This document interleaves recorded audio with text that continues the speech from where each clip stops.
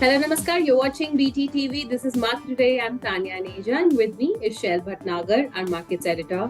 Well, Indian markets continue to remain volatile, but where are the pockets of opportunities and what should be your strategy? We'll discuss this and much more. But first up, the top headlines for you.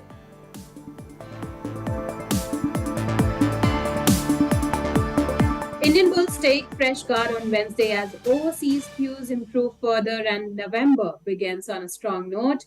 Traders will eye monthly auto numbers, cement dispatches, and other advanced indicators to gauge the pace of economic growth. Watch out for Maruti.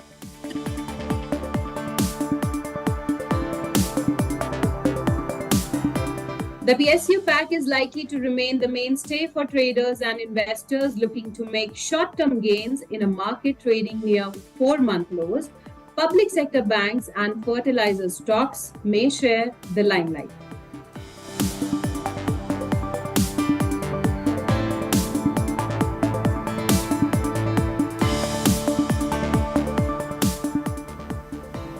Very good morning, Shell. I would not say it's a fresh day, I would say it's a fresh month. We have now entered the month of November. And if October is negative, then November has always been positive for Nifty, according to you, right? And I think except for 2008. So if you see the trend right now, Nifty's trend is flat to sideways, and all eyes are now on FOMC, minutes and the U.S. Federal Reserve's latest policy decision. So where do you see Nifty now, and what should be the strategy? Good morning, Tanya, and a very, very warm welcome to thousands of people who are joining us from different parts of the globe to watch this exciting day of trading on the first day of November. A lot of points you've already mentioned, so let me stick to the basics. The Nifty shut shop minus 61 at about 19,080. Yesterday, the Bank Nifty was down about 190 points at about 42,845. But we've seen a nice tick in the positive coming from Wall Street. So those cues are positive. But let's for a moment concentrate on our markets. Tanya, today there are two major events, one domestic, which is the weekly expiry of the Bank Nifty, and one global, which is the US Federal Reserve's take on how the US economy is doing and where interest rates will move from now on. That's a global event and will impact every single person on this globe who invests in any kind of asset class. So, one, before this major event, trade will be choppy, trade will be light, and trade will be volatile on all major indices across the globe, including the Nifty. Now, when you come to the Nifty, after 3 days of very solid gains in which the Nifty opened gap up. Yesterday was a day of profit booking. We saw 19,200 in the first flash as far as initial trades were concerned, and then there was a serious bout of profit booking, and the Nifty ended at about 19,080, which was almost near the day's low. So that kind of profit booking is already built into the system, and therefore I say that the trend is sideways to flat. Now, we are at T-1 on the Nifty, which is tomorrow is the weekly expiry. And of course, a major global event today. That is why traders will be skittish. They won't be extending positions on the long side. And you'll see options premia being, getting pressed towards the end of the expiry. So that is how it is.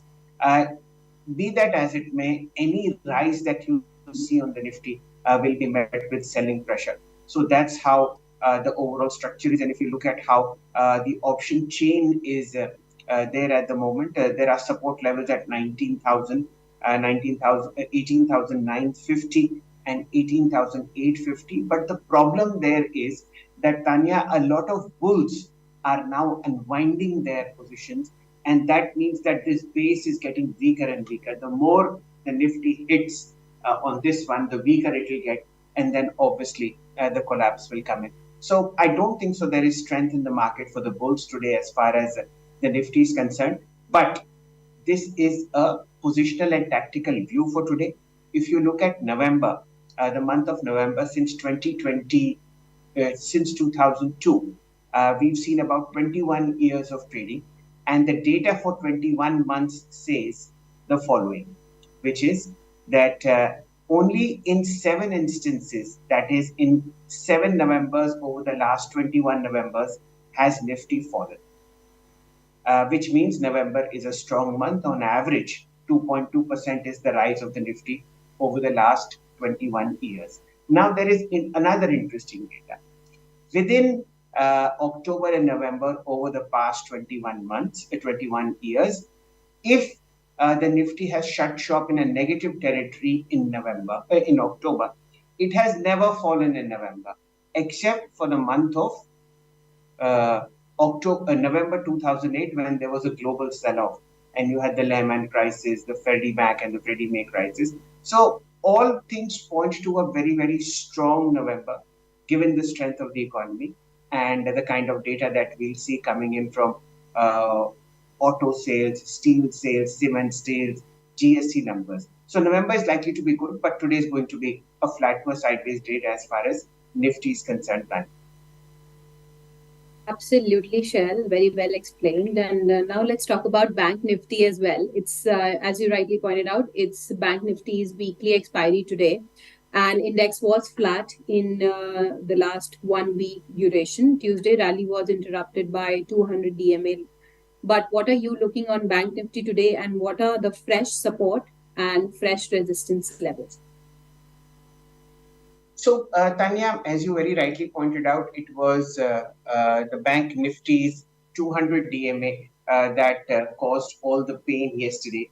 It had opened up sharply, but just like the Nifty, it collapsed immediately in the first 10-15 minutes of trade and ended 193 lower up at about 42,850. The problem with the Bank Nifty is, of course, not only is its weekly expiry today, which means that trade will be flat to sideways again. But the problem is that again the strong resistance is at about 43,400, and you see a lot of support coming in at about 42,500. So that's the 900 point trading range for the Nifty as far as the November 8th expiry is concerned on a weekly basis. Today will be flat, and the only stock that I see posing some kind of strength on an intraday basis would possibly be Kotak Bank. So again, both the Nifty and the Bank Nifty are unlikely to perform major gymnastics today. So trade will be choppy, volatile, sideways, and very light, Tanya. Okay, absolutely. Got that.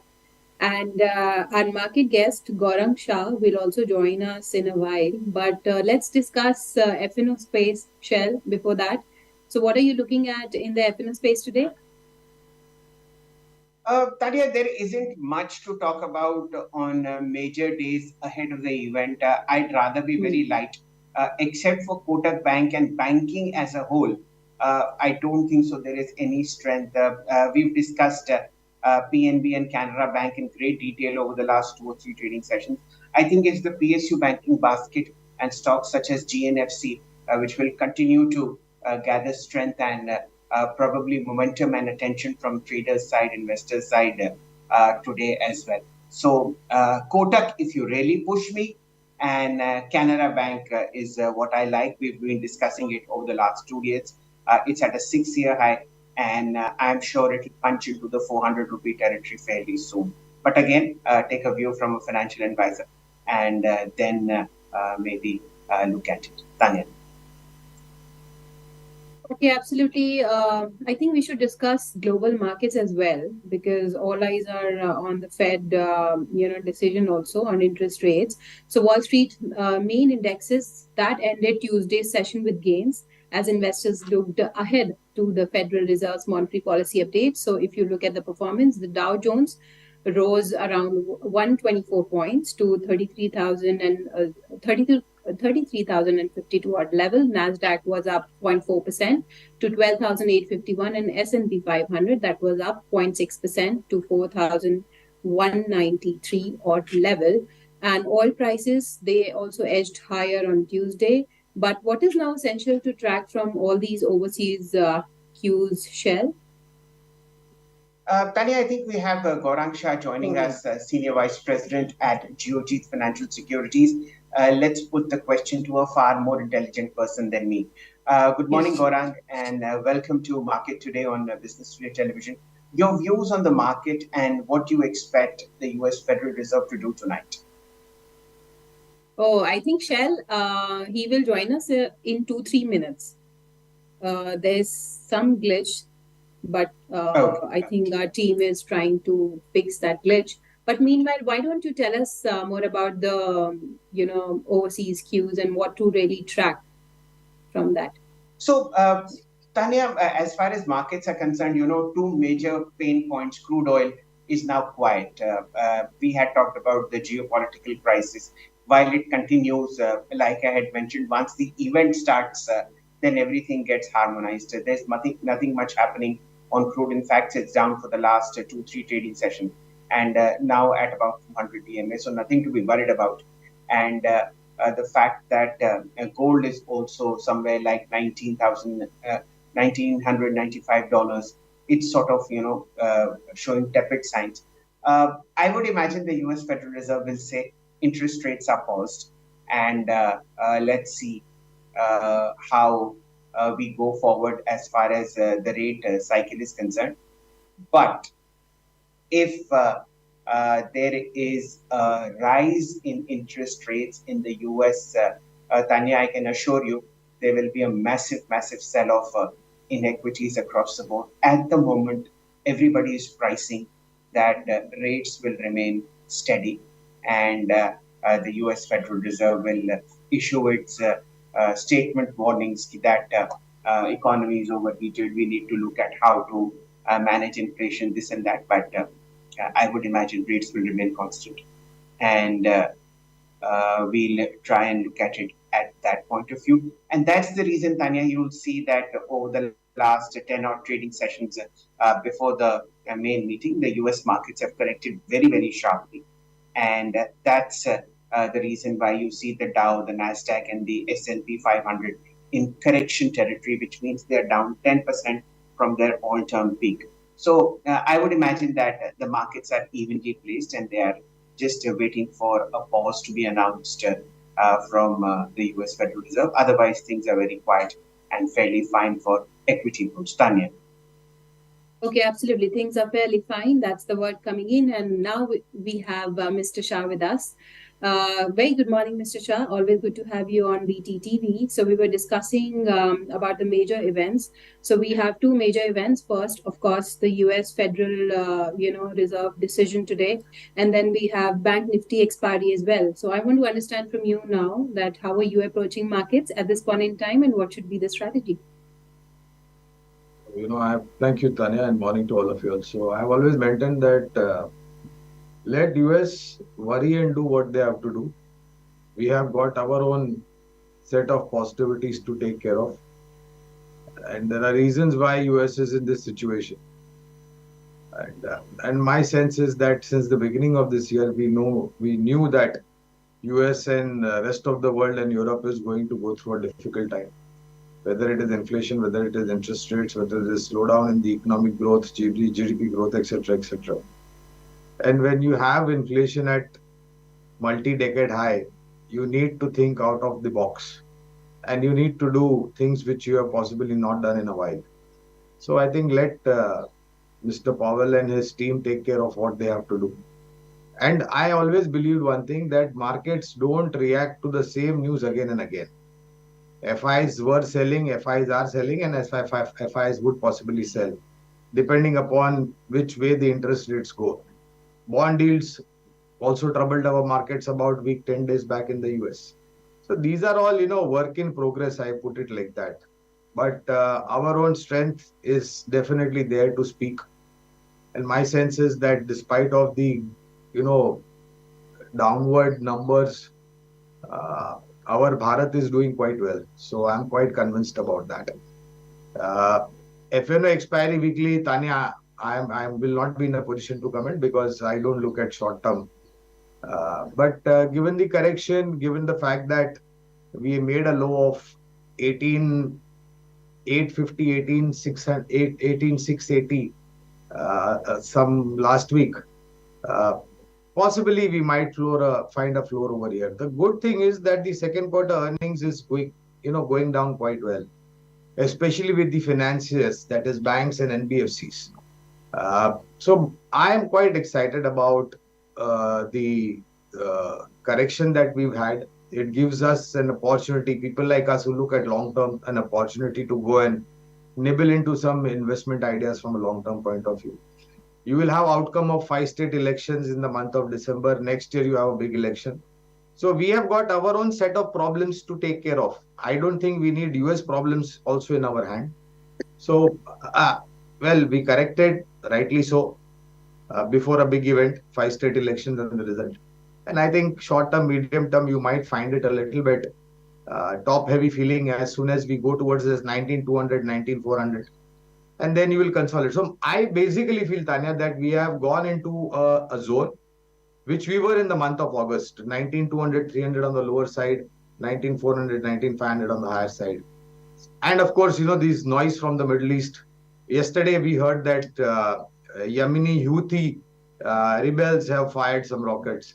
So these news flows from the Middle East will also keep the market under the check. But overall, I think we should be prepared to spend some time consolidating. Fair point, and good morning, Gaurang. It's such a pleasure to welcome you as well as your thoughts on market today on Business Today Television, and a wonderful exposition.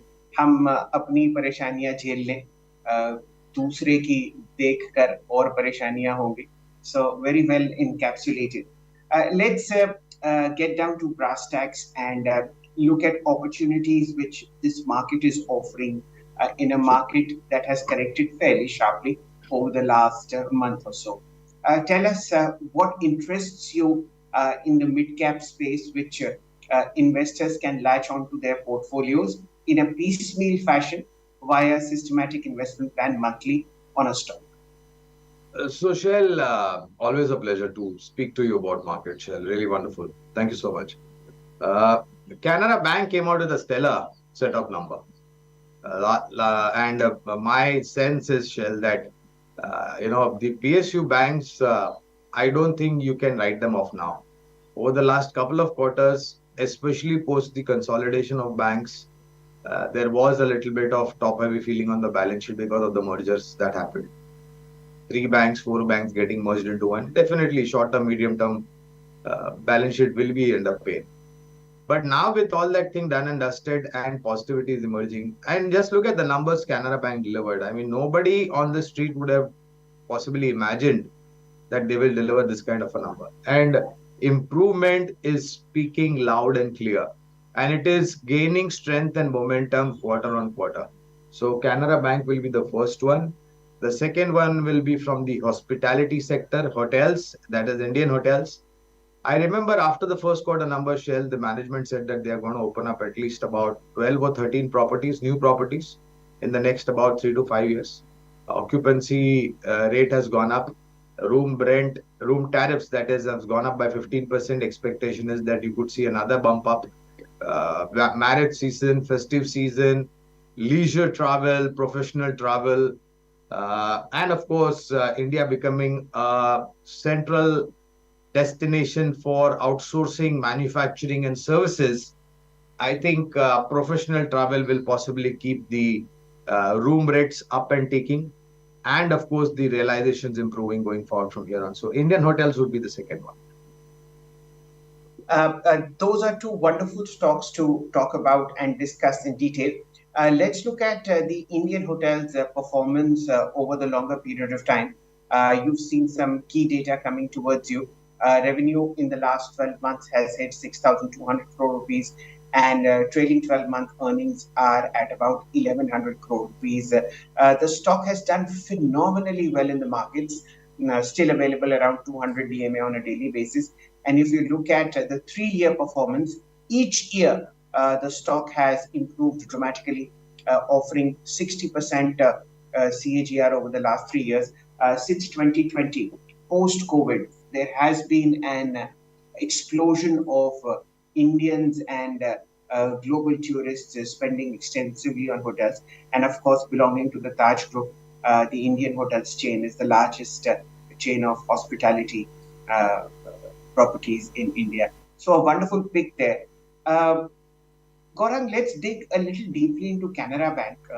If you see the key data that's coming on Canada in front of your screen, despite a stellar rally over the last 2 3 years, the stock's market capitalization is still substantially below its revenue, and that points to a huge undervaluation.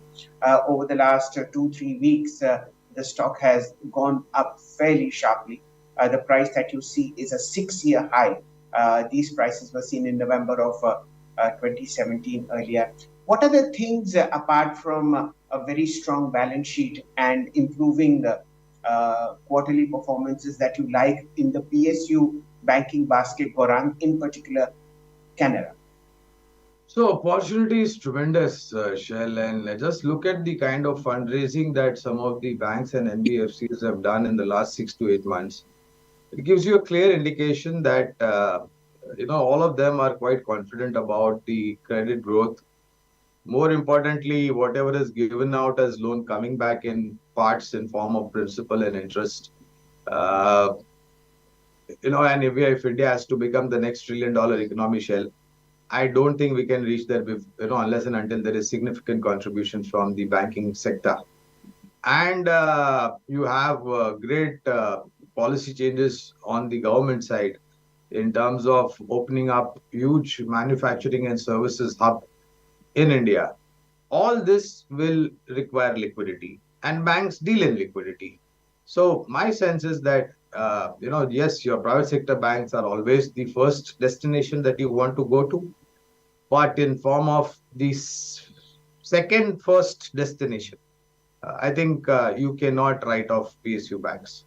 And you rightly mentioned, I think Canara Bank is one of those stocks which is relatively undervalued. I would put it that way. And there is tremendous amount of opportunity in terms of growth going forward from here on. Yes, absolutely. And one interesting thing I'd like to point out, at about 150, 155 rupees, some 3 odd years ago, there was a very well subscribed QIP from Canara Bank, where a lot of large, very well known investors had taken a position on the long side. And many of those investors continue to remain invested in this particular stock. Market capitalization of Canara Bank is around 70,000 crores. The trailing 12-month revenues were 99,605 crores, and the bank reported a profit of, hold your breath, 13,906 crore rupees. As far as prices are concerned, the 10-year CAGR for Canara Bank is just 5.4%. That's because there was a massive uh, sell off over a decade on PSU banks, and the overall CAGR return over the 10 years seems to be scrunched. But over the last 3 years, the stock has appreciated by 64% each year. So it's the catch up trade with the private sector valuation in the banking space that are happening as far as the PSU banking sector is concerned. Very good time to welcome Mileen Vasudev, Senior Technical Analyst at Arihant Capital. Good morning, Mileen. Your view on the Nifty for today? See, clearly we are seeing this is a clear downtrend now. Once this 19,300 was broken on Nifty, the Nifty started making a lower top, lower bottom formation on the daily chart. And now for 3 consecutive trading sessions, we have seen a pullback. But if you see, the hourly charts are still trading below the 200-day moving average line. And clearly, if yesterday's low is being broken, then again we could see some kind of a selling pressure in the market, which could take market lower towards, say, 19,000, 18,900 levels. Fair point. And just as Mileen has joined us, so has the pre-open trade. Very quick view on prices, and then we'll again join forces with Mileen on stocks that he prefers for today's trade. The Nifty is opened sharply higher. It's unlikely that this will continue. About 100 points higher at about 19,180 are the initial ticks. Let's look at stocks that are uh, causing this a nice uptick. Reliance Industries, 1.2% higher, 23.14. Remember, this stock has been in the hands of bulls post its stellar set of numbers which were announced previous weekend. Let's look at what HDFC Bank has in mind. 0.5% lower, 1468. Let's look at Infosys, 4.7% higher in the green, 1378. Apart from that, you have Kotak Bank flat about 1738. Axis is flat at about 980. And ICICI Bank is 1.9% higher at about 931. So this is how the pre-open is within the index heavyweight space. Let's look at FNO minus the index heavyweights. Aurobindo Pharma 4% higher, 885. We have Coforge 1% higher, 5036. Remember, these are all high beta counters that I'm talking about. Strong move coming in on Jindal Steel, 1% lower at about 628. And one very, very quick look at NSE 500 before I reach out to Millie. The top gainers are Motherson Sumi, 5% higher, 6270. Patanjali, 5% higher, 1436. Remember, this stock has moved out from the ASM mode to the normal screen now. And we see a nice move coming in. Birlasoft, 3.2% higher at 565.30. That's how the markets are positioned. We'll again look at pre-open trades. The Nifty is now a sensible 54 points higher, 19,136. Milleen, to you, your top picks for today as far as technical charts are concerned. What are they telling you? First stock is HCL Tech, which is trading at 1276. One can keep a stop loss of 1250 on the higher side. It could test the levels of say 1310 and 1338 levels. The second stock which saw good buying happening in yesterday's trading session, even the market was very negative, and that is Ace Construction, which is currently trading at 833. One can keep a stop loss of 719 and the target would be 900 to 930 levels. Okay, absolutely got that. And Mr. Vasudev, I want to come to you for Maruti Suzuki, Reliance, and KPIT Tech, because KPIT Tech was at a fresh 52-week high yesterday. And let's pull up these stocks and see what these stocks are doing in the pre-open trade. But coming to you, Mr. Vasudev, what are your thoughts on Maruti, Reliance, and KPIT Tech? See, first I'll talk about KBIT. Day before yesterday, we had seen a good price volume action in KPIT, and now it is still holding the 10-day moving average line, which is at 1176. Now, currently, the stock is on the higher side, and I expect that there is some strong resistance at 1250 to 1254 levels. Once that level is being crossed, yes, you could see the KPIT testing the levels of say 1300 to 1350 levels. The second stock which you are saying is Maruti. Maruti also, yesterday we have seen that there is a day before yesterday there was a price action with a negative price action with higher volume. Now the crucial support is at 10,300 level. If Maruti breaks 10,300 levels, yes, you could see some more downside going forward, and you could see Maruti testing the levels of 10,000, 9,700 levels. The last stock is Reliance Industry.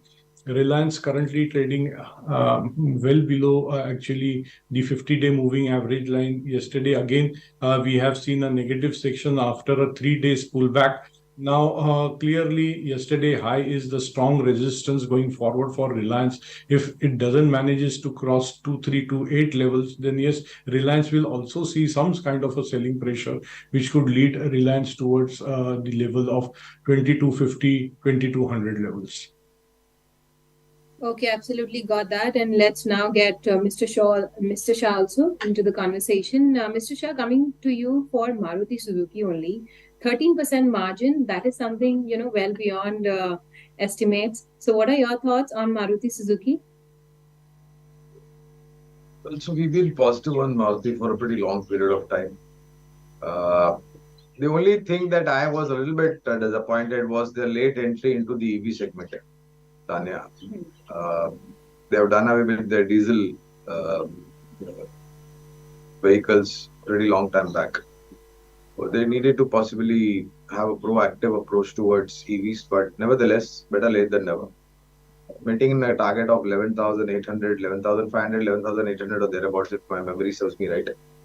And my sense is that there are a couple of new launches that the management has spoken about in the next about 6 to 12 months, which will definitely help the company to garner much more larger market share. But let's not forget that slowly, steadily, the entire auto sector is becoming very competitive. And along with that, the customers are looking for more safety related features rather than, पहले क्या होता था कितना देती है 1 litre का। अभी सवाल पूछा जाता है कि अगर कुछ हो जाता है तो फिर क्या जान बचेगी या नहीं। So I think my sense is that most of the automobile manufacturing companies are now uh, going forward to keep up to that safety expectations. That's a very valid point to make as far as autos is concerned. And for those who've been following this conversation over the last 4 odd months, somehow or the other, when Milin, Gorang, Tanya, and I are there, the conversation veers only to automobile shares. Milin, coming to you, I'm not letting this go off. If you look at the quarterly performance of the auto space, very, very strong moves that have come in are in TVS Motors and of course Tata Motors. How do you see these two stocks on the charts, both of them consolidating near record highs? See, last time also we had spoken about TVS and Scott. No doubt they are outperforming the benchmark indices as well, the auto sector itself. Now, currently, it seems that it is quite stretched, and even the sentiments in the markets are negative. Now, initially, TVS Motor has got some support at around, say, 1568 levels. If that level is again broken, then yes, some kind of a selling pressure could be seen in TVS Motor, which could lead TVS Motor towards, say, 1520 to 1500 and 1500 levels. The second stock is Escort. Again, Escort is also clearly was a outperformer, and at present, if you see, Escort also has broken the 50-day moving average line.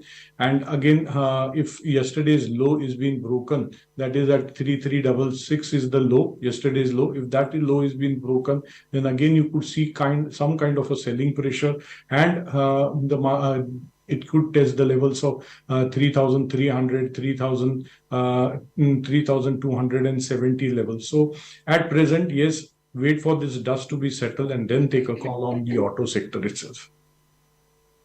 Fair point, and a lot of space will be created while monthly sales numbers are announced today. Tanya, what are you watching? The Nifty settles flat at about 1964, down 15 points in pre-open trade. Over to you. Shail, I want to see what L&T is doing because the company posted stellar second quarter numbers, massive 45% YY growth in its profit at 3,223 odd crore for the September quarter, with order inflow growing 72% on a YY basis to 89,153 odd crores. So L&T is in the green right now, 0.6% on a flattish note. 2947 is the level where we are at. But coming to you, Mr. Shah, for L&T, what are your thoughts? Tanya, this is one stock.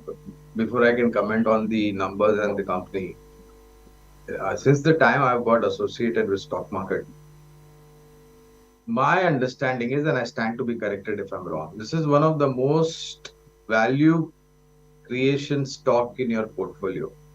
And the reason why I say that is because every interval, the company gives you a 1:1 or a 2:1 bonus. Along with that, you get dividend payouts. After getting adjusted for bonuses in a matter of year and a half, or maybe a little bit more, the stock price of L&T comes back to the gum bonus price. So you can just imagine the kind of wealth that this particular company creates. Established in India more than 75 years back, if I'm not mistaken, before our independence. This company has been in the forefront to answer all the complex infrastructure, engineering, turnkey projects. not only in India but also in overseas market. Diversified business, fired on all cylinders, and contribution coming through from all angles. I don't think I can possibly compare any other company with L&T. As a disclosure, we've been maintaining a positive stance on L&T for a pretty long period of time. Okay, absolutely. Got that. And Mr. Vasudev, now coming to you for a quick technical check on LNT. What do the technical charts now suggest? See, clearly this stock is come in an uptrend, and clearly it is an outperformer. And now going forward, I can give you that 2840 is a level, crucial level for LNT. If it is not been broken in 2 or 3 day trading session, then yes, again you could see a good kind of a bounce back towards say 3000, 3100 levels. In this year only itself, the stock has given a 40% return. So I would say this is a very strong stock. If it comes very close to the support levels of 2850, one should start accumulating this stock and keep a deeper stop loss of 2800 and play for 3100, 3200 levels on the higher speed.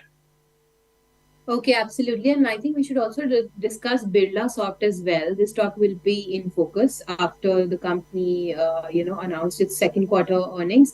So the company posted 5.5% sequential growth in its profit at 145 odd crore rupees, and revenue also that grew around 4% quarter on quarter to 1309 odd crore rupees. Coming to you, Mr. Vasudev, for Birla Soft. Stock is actually at a record high already. It has also, in fact, reclaimed its Feb 2022 levels as well. Now, if you see the long-term charts of Birla Soft, now Birla Soft last year had given it had seen a very strong sell-off, and it had made a level of 260, and from there again we started this year with a good positive move in Birla stock. The low was this year was somewhere around 260. Now you're seeing a clear accumulation base formation. So I feel that going forward, this stock is likely to have a big run on the higher side. Now last year high is 585, and currently we are trading at 547. This stock has got good support at present. Around say somewhere around 520, 508 levels, and if that levels are hold, then on the higher side again, once it crosses 543 levels, then again you could see a good upswing in this stock, which could clear the last year high of 585, and it could start a new run going forward, which could take this stock towards the levels of 650, 700 to an outer extent of 750 going forward. Right. And Birla Soft has been the top performer as far as the F&O IT space is concerned. Over the last 1 year, the stock has jumped 95%. Staying with you, Milin, your view on Tata Consumer.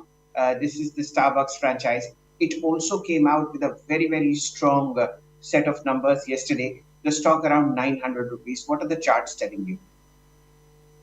Well, clearly, if you see the stock is consolidating in the range of say somewhere around 928 on the higher side, and on the lower side 872. Now currently trading, my rates are not updated. Yesterday's close is somewhere around 900 levels. Now once that level of higher levels of say 928 is crossed, then you could see the good upswing going forward in this stock. And current year itself, it has gained nearly 17 to 18%, and it looks like that this stock is heading towards say somewhere around 950 to 1000 levels. Okay, gentlemen, we have the opening rates. The Nifty's opened flat, 13 points lower at 19,065. And we've seen 125 downtick on the Bank Nifty, 42,701. Let's shift focus to what the index heavyweights are doing. HDFC Bank down 0.8%, 1463. Reliance down 0.33%, 2280. And I want to see what Infosys is doing, flat at about 1366. The other two strong corporate banks, ICICI Bank flat 914, and Axis Bank down 0.7%, 974. So it's going to be a very, very weak day for the Nifty as far as the Bank Nifty, as far as the weekly expiry is concerned. What is gaining? L&T. Post earnings and post a very strong commentary, both from the management as also from Gaurang, as also from Milin, as also from Tanya. 2971 in front of you, 1.5% higher. It's a blowout that's happening. Let's look at FNO minus index heavyweights, and the Nifty at the moment is now up 41 at about 1930. 19,037. We'll keep an eye out on this, but FNO stocks immediately. Top gainers, Birla Soft post earnings 1.3% higher, 555. Hindustan Petroleum 1% higher, 250.60. Remember, I'm just talking about high beta here. M&M 1470, 0.7% higher. L&T we've already discussed. MCX 1.5% higher, 2362. Very strong moves coming in. What about most active? Amongst the top 20 most active shares on the FNO, the ones in the green are L&T, IOC, MCX, Birla Soft, and ICICI Bank. The rest are in red, including HDFC Bank, Reliance, Jindal Stainless, Bharti Airtel, TCS. So the trend is actually on the weaker side. Okay, very quick look on NSE 500. What are the top gainers in the NSE 500? You have fertilizer space, fact, let's not pay attention to it. Patanjali, 4% higher, 1426. NBCC, 2.5% higher, 6710. CDSL, 2% higher, 1487. And these are the stocks that are gaining my attention, at least. In terms of most active, anything else? Yes, it's CDSL. This is the stock that we'll discuss with Milin. Milin, coming to you. The third most active trading trade on the National Stock Exchange. CDSL, 1.2% higher, 1418. What would you do? See, currently, I would say that this stock has got a good graphical structure on the weekly chart. Now, even if you see, there is a strong accumulation going on in this stock. Now, currently, one can enter at current levels or on a decline up to, say, somewhere around 1450 levels. Keep a stop loss of 1400. On the higher side, I expect this stock to test the levels of, say, somewhere around 1550 to 1580 in couple of days' time. Okay, this is how the markets are structured. The most immediate low is 1930 intraday, and so far the index is recovering from that, just 10 points lower at 19,070. Remember, it's Bank Nifty's expiry. It's down 100 points at about 42,750. Gaurang, your views on the opening trades, anything that catches your fancy within the earnings space? Well, Shail, to be very honest, taking short-term calls is something that is extremely difficult. But if I had to possibly, I mentioned this particular stock yesterday somewhere on earnings front, and that is, a small mid stock called KPIT Tech. Day before yesterday it touched a all-time high. And I think the numbers that the company has delivered, Shail, is a stellar set of numbers. And more importantly, I think the platform and the businesses and the products that they offer, I think it's going to be a very robust growth going forward from here on. So this is again, not a short-term, medium-term call. This is more on the fundamental side. One more investment idea in a market which gives you tremendous amount of opportunity. Absolutely. KPIT, stellar set of numbers. The management was with us yesterday discussing that fabulous guidance and a very, very strong quarterly performance on both the top line as well as the bottom line. The stock consolidating near record highs, 12.18. Tanya and Milin have already discussed this. Tanya, what are you looking at? the Nifty now in the green. Absolutely, Shell. And I think we should discuss some of the companies that will be in focus ahead of their numbers. So, Sun Pharma, Tata Steel, Britannia, we have, these companies which will be reporting their numbers today. Coming to you, Mr. Vasudev, first for the technical check quickly on Sun Pharma and Tata Steel. See, yesterday's price action was with sharp volume, but at present the structure has completely gone weak on the daily chart. But long on the longer term charts, it is coming to the support levels of say somewhere around 1058 is a support and 1042 is the second support for this stock. But at present, the stock has opened on the higher side. So some pullback will come in this, but at higher level, again, you could say selling pressure. My take is that today this stock is going to trade on a weak ground, and at the lower levels you could see the levels of 1050, 1040. There one should review the stock again. Going to the second stock, you said about Tata Steel. Tata Steel currently trading at 118 rupees, clearly in a lower top, lower bottom formation. I would not advise to make any position in this. At the lower level, Tata Steel is likely to head towards, say, somewhere around 120, 115 levels. One can keep a stop loss of 123 for all their short positions. Thanks. Absolutely. And what about what about you, Mr. Shah? What are your thoughts on Tata Steel?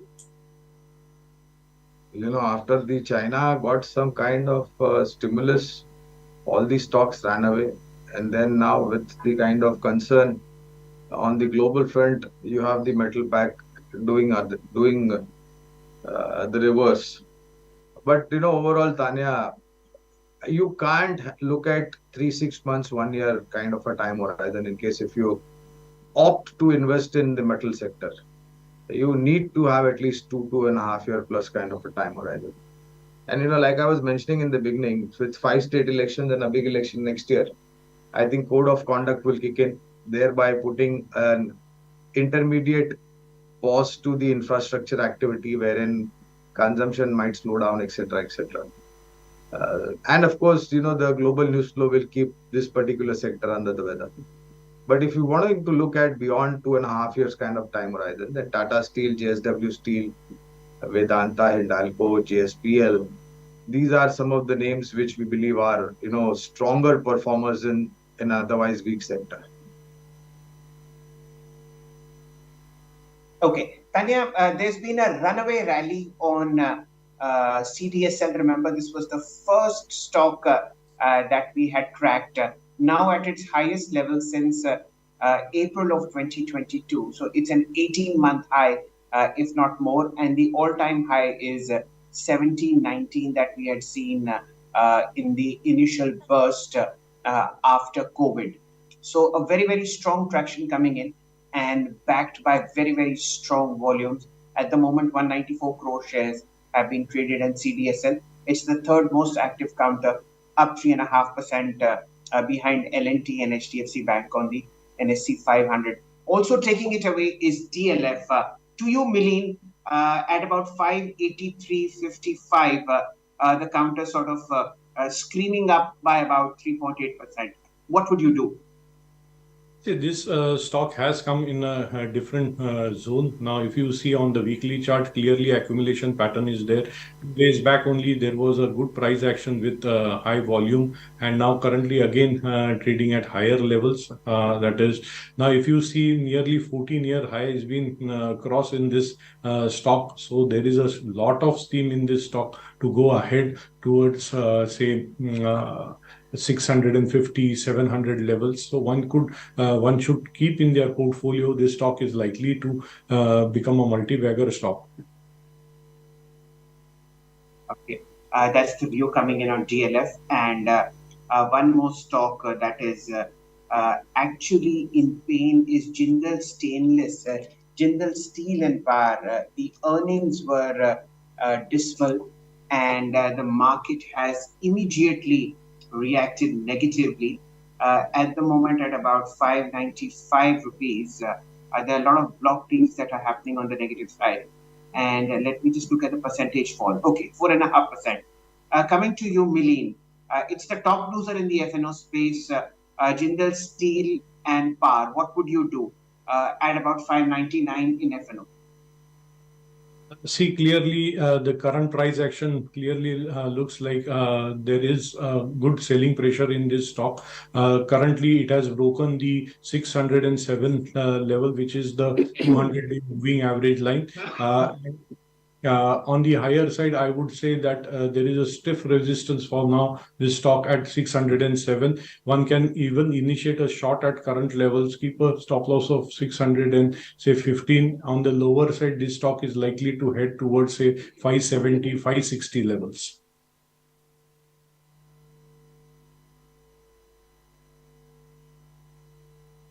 Bharti Airtel is also the top losers in today's trading session. And on the back of the numbers, of course, the numbers missed the estimates. The company reported a net profit of 1340 odd crore rupees. It fell 16.9% on a quarterly basis, and revenue also declined around 1% QOQ. That is quarterly to 37,044 odd crore rupees. So we can see that the street is clearly not liking the numbers. 905 is the level where we are at, 1% downtick there. Coming to you, Mr. Vasudev, first for Bharti Airtel. What do the technical charts suggest? Clearly, for now, say 7 to 8 trading sessions, we are down in this stock, but it is very close to the support levels of say somewhere around 880 and 900 is a strong demand zone. If the stock holds this demand zone, then yes, it could likely test the higher levels of 920, 925 to an outer extent of 950 levels.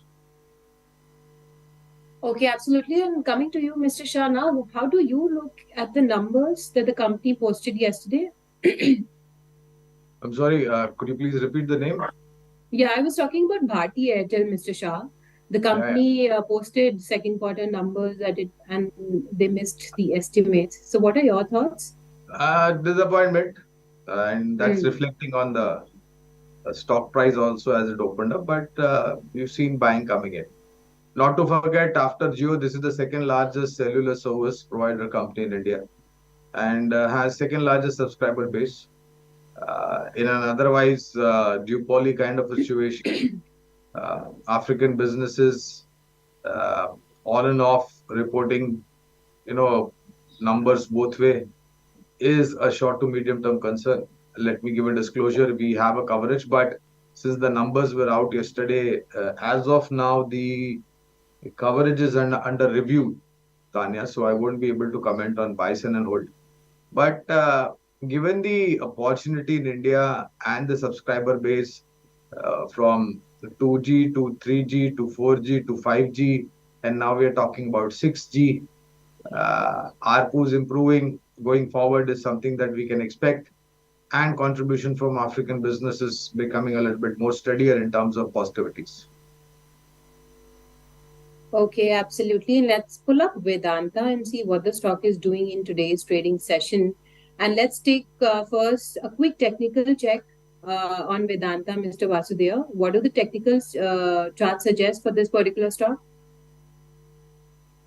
Clearly, it is in a downtrend. I would not advise anybody to enter in this counter.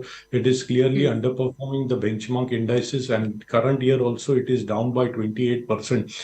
So I would say that one should stay away from this stock. I don't expect this stock to head higher, and strong resistance at higher levels near say 230, 240 levels. On the lower side, you could see this stock even testing the levels of 200, 180 going forward. So stay away from Vedanta.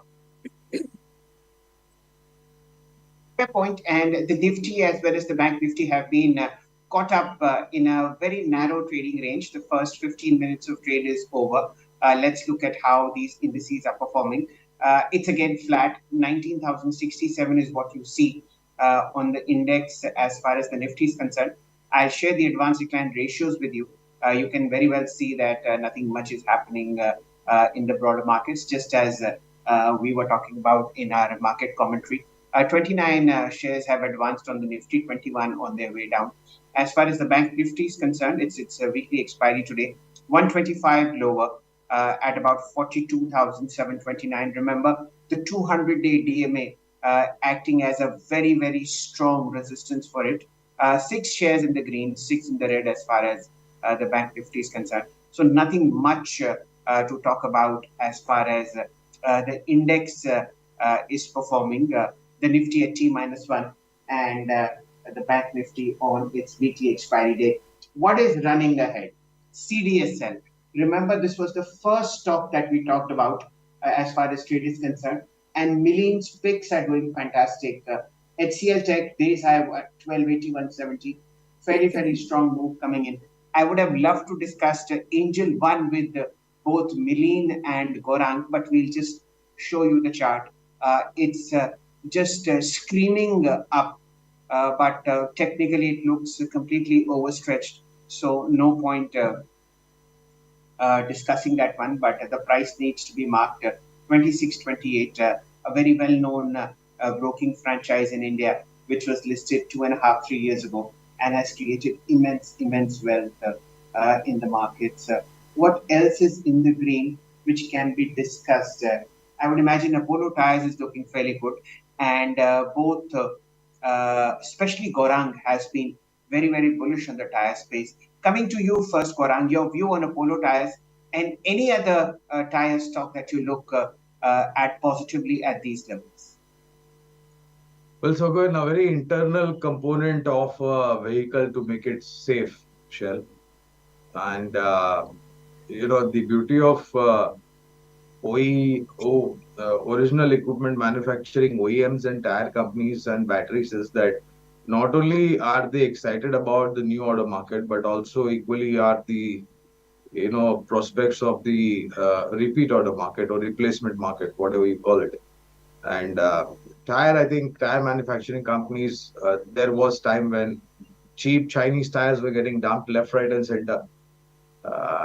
Government took appropriate steps, countervailing duty, anti-dumping duty, and import duty getting hiked, which gave an opportunity for the Bharat-based tire manufacturing companies to have a level playing field.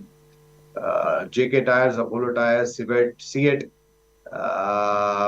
Balkrishna Industries, known as BKT Tires, especially in the bus and truck radial segment, are some of the names that we are extremely positive on. Milling to you, Apollo Tires and any space that you like, any other tire stock that you like. Going forward, if you see Apollo Tyres, no doubt the formation is very good. If you see, there is a strong resistance at 385 on the lower side. You have that this stock is trading in the range of, say, 385 on the higher side, and on the lower side 368. Now today's trading session, if Apollo Tyres starts trading above the 385 mark, one should initiate a long in this, and I expect this stock to test the levels of say 420 to 440 in couple of days time.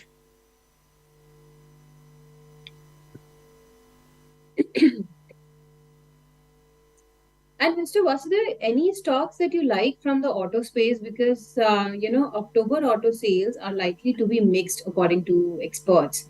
So any picks that you would like to recommend for the near term? Any two-wheeler or four-wheeler? Yeah, I would really be out of the auto sector. Why? I'll tell you. Because on the daily chart, if you see, there is a strong RSI negative divergence which is going on, and currently auto sector is at very crucial juncture, and if it breaks the low of, say, 15,831, then yes, you could see some kind of selling pressure in auto sector, which could lead all the stocks in a correction mode. So I would wait. I would not go for auto sectors. I would go for a different sectors, like what you said, like fertilizer pack, which is moving on. Then defense sector is one.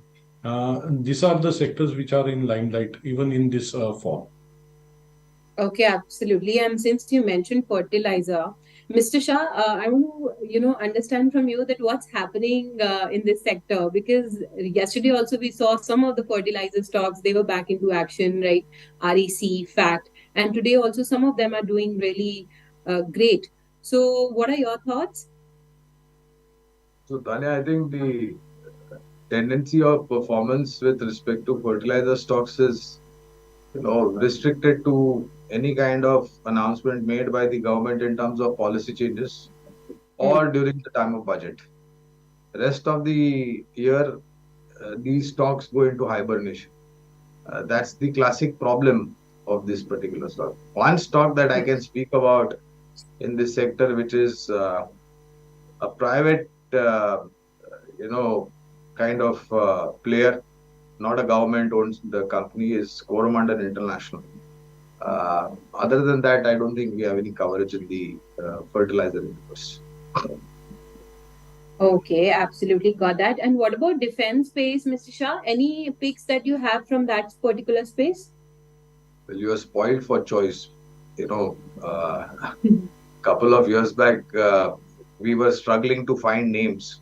But since the time government has opened up FDI, Make in India, Made in India, we Hmm. had coverage during the IPO on almost all the PSU defense stocks, starting with Hindustan Aeronautics to Bharat Dynamics to Mazgaon Docks to Cochin Shipyard. Uh, the other names that we believe are good and strong names, BHEL, BEL. Private players are also doing their best to participate in this entire theme. L&T and Bharat Forge. These are also some of the other, names which have come up via IP also are some good names that you can possibly look at. Okay, and what about you, Mr. Vasudev, for the near term? Any picks that you would like to share from the defense pack? I feel that Apollo is from defense pack itself. Now we are seeing a good price action in Apollo, and it clearly shows that there is good lot of interest going forward in this stock. And even if you see, the yearly gains are somewhere around 212%. Now, but again on the daily chart, again this stock is showing tremendous amount of strength. Currently trading at 91 levels, one can keep a stop loss of say 85 on the higher side. I expect this stock to test the levels of 110, 120 to an outer extent of 130 levels.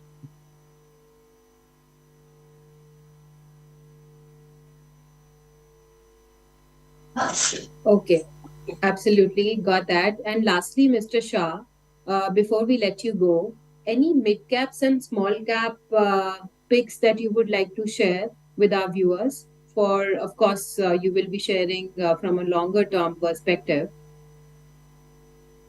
Well, so amongst the mid cap names or small cap names, we like L&T Finance and Holding, Ashok Leyland. Okay. Uh, in the power generation pack, we are positive on Power Grid, Torrent Power, Tata Power, to name a few. I don't know how many of them will qualify as mid cap or small cap. Then the problem, Tanya, is small cap. You need to be extremely careful because of the runaway rally and then a crash, earnings not been able to deliver, share prices run away before that.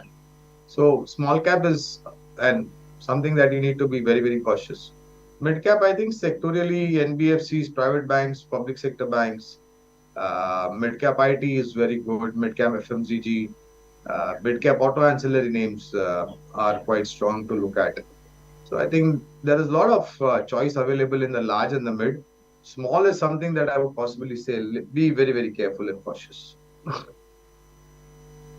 That's a fair Okay, point. And Tanya, let's discuss stocks that have moved up sharply and were discussed as talking points. Of course, let's bring Birla Soft first. It's hmm. one of the top gainers in the FNO space, as also in the wider NSE 500 circuit. At the moment, 3.5% higher. And let me just see whether that's an all-time high that's hit or not. It's 566.55. What was the high in January of 2022? It was 585 on an intraday basis. Let's see where it goes, but very strong momentum coming in. and very, very strong volumes. Already 22 lakh shares have been traded, and it's just 25 minutes to trade. We've seen escorts reacting negatively to its numbers on the volume side for the month of October, and the counter at the moment the top loser in the auto space. What else is sticking? The indices are flat in a range of about in a range of about 20, 30, 50 points on the Nifty. You have 19,088 in front of you, 7 points higher. The Bank Nifty just being where it was in its opening ticks, 95 points lower, 42,750. Within the FNO space, what is sticking very, very sharply, it's Naukri.com. We don't discuss this stock fairly often. It's called Info Edge. It's bouncing off its 200 DMA of 4136. Milene, would you want to take a look at this one?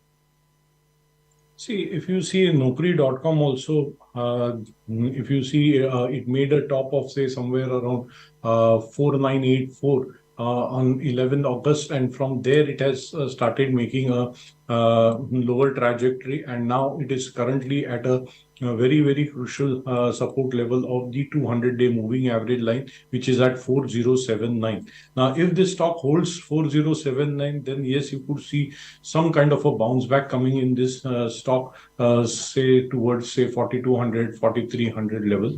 So those who are holding this stock should keep a stop loss of 4079 on the lower side, and expect this stock to move towards say somewhere around 43, 4400 levels. Okay, it's a quiet day today, Tanya. Not much interest coming in cash stocks, as well as, of course, FNO and Nifty leaders, mainly because of the major event that's there on Wednesday night on Wall Street. The US Federal Reserve will announce its stance on interest rates and how it looks at the world's largest economy in terms of growth, in terms of job creation, in terms of where demand is coming in and what needs to be done. So before that event, everything is absolutely quiet. Of course, there are pockets of outperformance, stocks like CDSL, stocks like Birlasoft, stocks like Canfin Homes.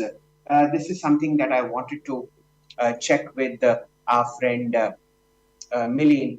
Milene, Canfin Homes has been one of those high beta counters that gives stellar returns to traders as well as investors in a sideways trend, but in an uptick over the last 5 days. What are the charts telling you?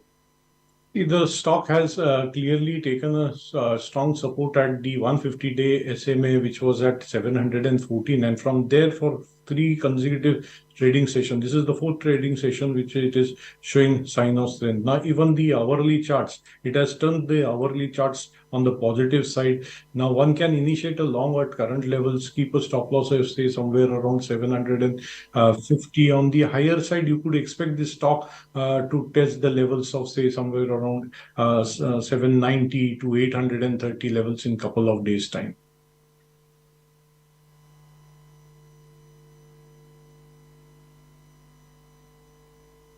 Okay, absolutely got that. And Mr. Vasudev, lastly, I would like to understand from you that what are your thoughts when it comes to some of the small caps names? Because Mr. Shah also pointed out that we have to be really cautious when it comes to the small cap space.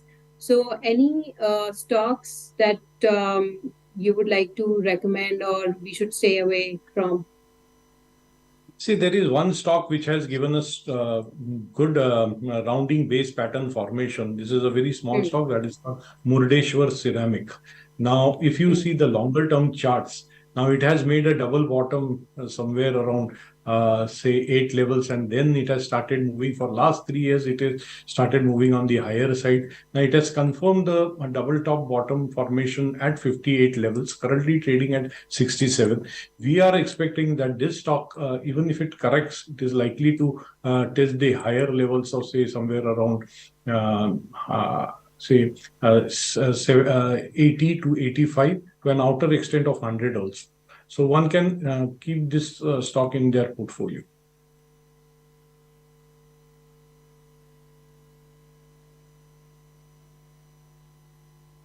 Okay, absolutely. And if we take a view of 2 to 3 months, or let's say 1 to 2 months, what are the sectors that are on your radar at this point in time?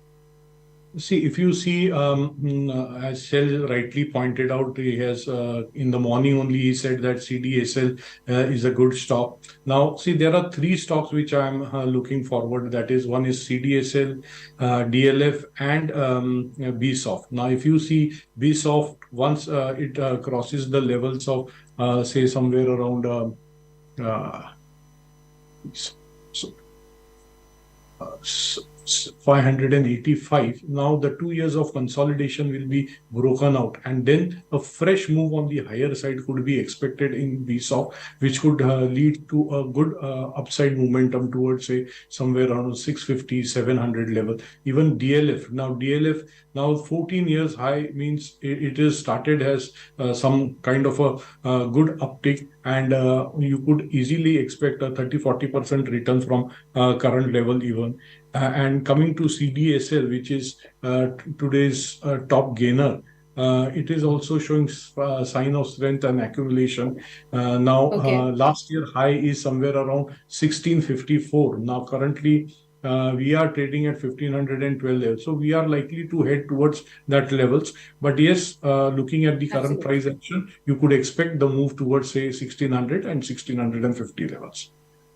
Okay, absolutely. Got that, Mr. Vasudev. And on that note, thank you so much for sharing these picks with us and being with us here on BTTV.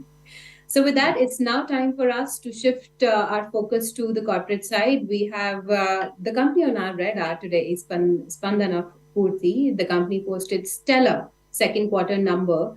Revenue is up around 106%. Profit also jumped around 127% to 125 odd crore rupees. We have the management with us to talk to us about the second quarter number. So we have with us Mr. Shalabh Saxena, who is the MD and CEO at Spandana Spurti. Very good morning, Mr. Saxena, and thank you so much for being with us here on BTTV. Why don't you first take us through the key highlights of the quarter gone by? So good morning to you and all your viewers. We've been the new management of Spandana Spurti took over about 6 quarters back. This was around March of 2022.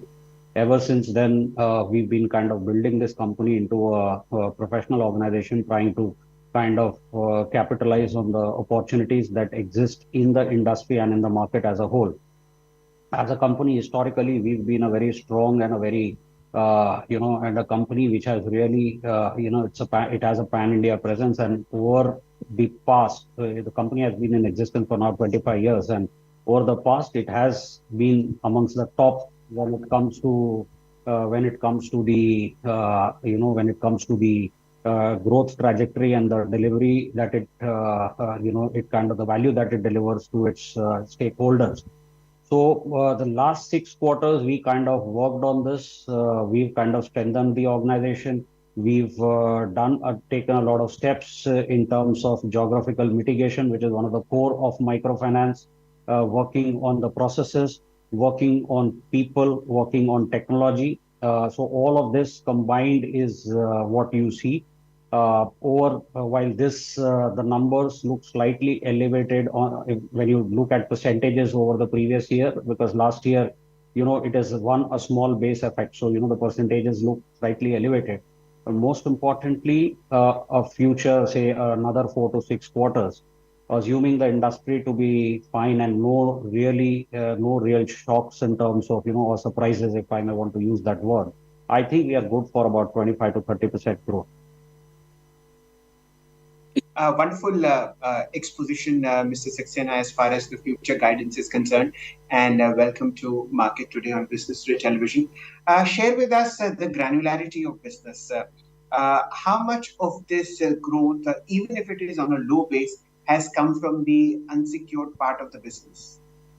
Microfinance by definition is all unsecured, so there's not much that you do. What we've, however, done is that we have in parallel launched a loan against property, which is on the secured line. So we anticipate about 1,000 crores of AUM in the next 6 quarters. So exit FY25, we should have a secured book of about 1,000 crores. Exit FY25 Spandana from the current 10,000 crore odd level should end at about 17,000 crores. So unsecured, to your point, is the nature of microfinance. However, this is the last mile delivery to the Bharat of India. We really penetrate deep Yes. into rural. About 90% of our distribution is rural India and the hinterland of the country. So, so that is where we provide affordable loans to the bottom of the pyramid, and that kind of gives us, or rather, that's what where we think we add value to the Indian economy.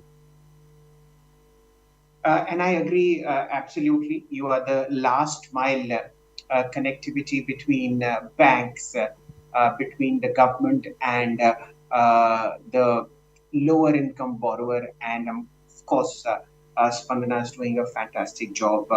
Mr. Saxena, let's just stick to the size of the book. What has been the fresh edition in terms of advances? Where does the current loan book stand? And how are your liabilities stacked up? Yeah, so so asset and liability, I'll cover both. We ended quarter one with at about 8,511. We ended quarter two at 9,784. We will end this year at about 12,000 crores. So 12,000 crores on a YOY will be roughly about, Shell, about 38, 39% growth YOY, FY23 versus FY24. You've asked a very important question on liability side, because for us to lend, we have to really work the liability front, because that's the fuel which kind of drives our entire lending model. So the lenders have been really supportive in our journey. Last year, we as a company, we had garnered about 5,711 crores, the entire year. This year in H1, we are already 4,600 crores. Our requirement is rough and ready about 9,000 crores, which we are confident of mobilizing. So, and you would have seen the results also. We operate at NIMs of about 14%. Our leverage is still not really, we are still at a 2.3. We anticipate that, once we take the leverage up south of 4, I think, the NIMs will settle at around 13 and a half, which we are fairly comfortable with. So to summarize, both the liability and asset. See, asset, this is a credit hungry segment. What is required is a very matured way on how you lend to this microfinance customers. So asset will always be in demand. What is very important is that you maintain quality of the assets, number one, and number two, in parallel, you have to ensure that your machinery is uh, uh, is channelized, and they kind of mobilize the entire liability side at this point in time. So, or for that matter, at any given point in time. So our business plans have to take into consideration the liability side, and accordingly you to chalk the plans. Okay, absolutely. Got that, Mr. Saxena. But let's talk about the demand situation at this point in time. Tell us more about, the disbursement growth and the new areas, new cities that you are looking to add. Yeah, so, beginning of last year, we Hmm. came out with, so when we saw the distribution, or rather for that matter, any lending institution, my view is that, one should be mindful of the geographical concentration. Any specific market, if you are heavily loaded, it is always associated with a risk. So that was the first thing that was on our radar. So our highest risk, or rather our highest concentration when we took over was Madhya Pradesh at about 17%. And then there was Orissa at about 15% and so on. So the first thing we did was to identify the focus states. So there were seven focus states we identified: Gujarat, Rajasthan, Haryana, UP, Bihar, West Bengal, and one in the south, which was Tamil Nadu.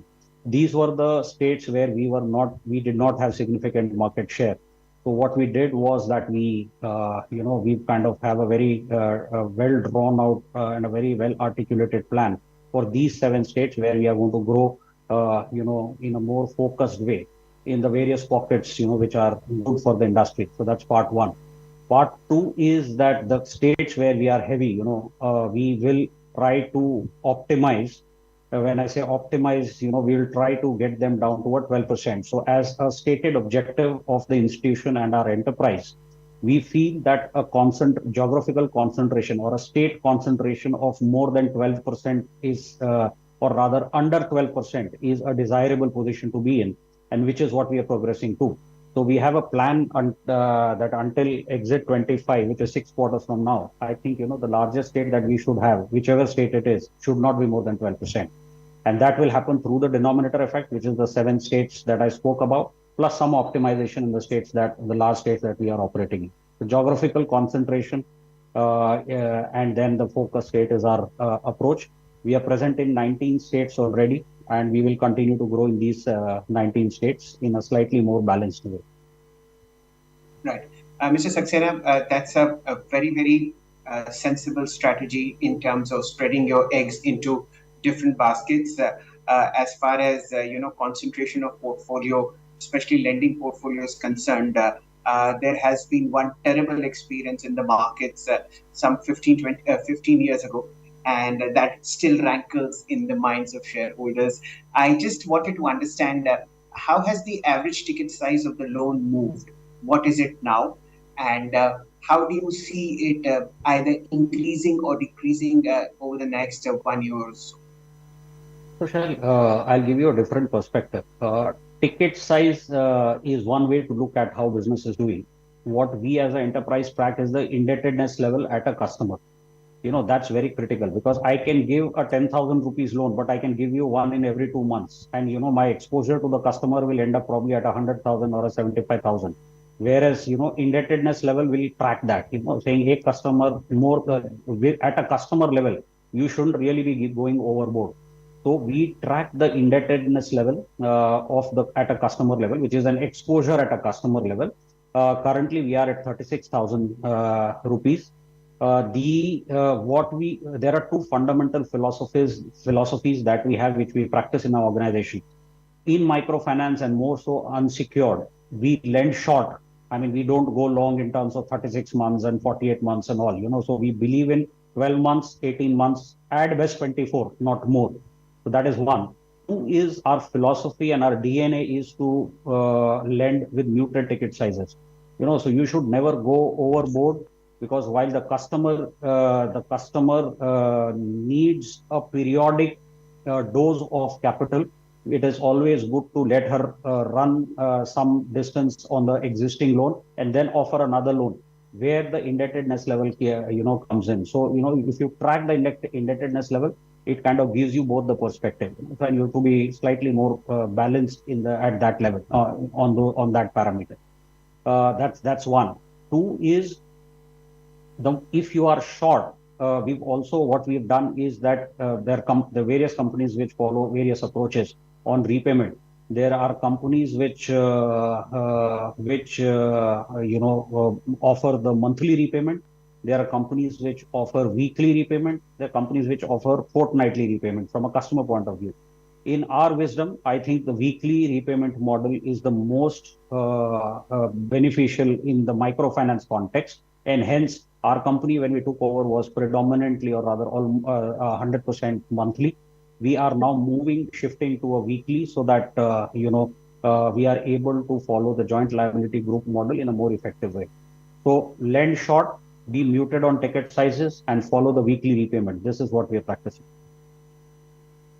Fair point. And given the strength in the numbers and the fact that Spandana has done really well as far as charts are concerned, as far as returns are concerned, over the last 6 odd months, has borne that strategy out. Mr. Saxena, my final question to you is that the NBFC space is going through, a kind of a Goldilocks scenario. Of course, you look at the bottom of the pile when it comes to the loan ticket size, but across the board, Indians are borrowing more, and they're spending more as well. Your community borrows to fulfill basic needs, but across the board, a lot of Indians are borrowing to fulfill their wants. What has been your understanding of the sectoral changes that have happened over the last 1 or 2 years, And as an industry, where is the NBFC space headed over the next 2 years? Sure. So, I'll split your question into two. One, I'll cover my industry, and then I'll generally speak about the unsecured side on the NBFC, and the lending that the NBFCs do on the unsecured space, in the unsecured space. So microfinance, Shell, my view is that you always have to be very measured. The loans that we provide are income generating loans. They are not consumption loans. So we would not offer a loan to buy LED or or to generally go for a holiday. That's not the space that we are in. Our loans are specific to giving the the financial support to our customers so that they can get their work done from which they will earn the income and then repay. That's the core of the model. So that over a period of time, and this is a time-tested thing. Yes, I mean things have become from a 99% industry, we are now probably at a 98.5 or thereabouts. But the core is that this segment does not have a problem on intent. So this segment, if you lend in a very matured and balanced way, only a capability is when the issues come, but otherwise, it is fine in my view. So you have to be very balanced and very, very calibrated when you are lending to the microfinance industry. So that was the first part to your, question. The larger increase in the unsecured space from the NBFCs and even the banks, for that matter, if I may add. See, there also it is a bit, it is a bit, it is a bit, you have to, once again, unsecured will remain unsecured, so you have to, while we've seen a lot of progress, a lot of fintechs coming in, a lot of, if you see the statistics also, the increase has been really, has been really good. It is only in bad times you will know, how was it, and whether you were matured in lending at that point in time. So my view is always in the lending space, you have to be very, very careful, more so in unsecured side. Rest things will follow. So your credit policies, this is a credit-driven approach which has to be measured and not an asset-driven, approach. Is my personal view. Absolutely got that. Very well explained, Mr. Saxena. And on that wonderful note, thank you so much for your time, for sharing these valuable insights with us, and all the very best for the coming quarters as well. Thank you so much. Thank you very much, Tanya. Thank you very much. So with that, it's time for us now to wrap up this edition. But Jate Jate Shail, over to you for a quick market wrap. So, Jate Jate, especially for you, Tanya, and for all our viewers, the Nifty is now digging deeper into the red. It's down 56 points at 19,022. So the fight between the bulls and bears will be at the 19,000 level. Remember, this is very, very crucial. Should we slip below 19,000, then of course the bears will get an upper hand. And all this is happening on the weekly expiry of the Bank Nifty, which is down 200 points at about 42,653. And the fact that we have a major global event ahead on Wall Street today, which is the US Federal Reserve's commentary on where the interest rates are headed and what will happen to this rock-solid growth that we are seeing in the US economy. With that, Tanya, I'd like to thank you for being with us over the last so many minutes, but we request you to stay tuned into Market Today and Business Today Television for all your financial needs. Thank you from our team and our side.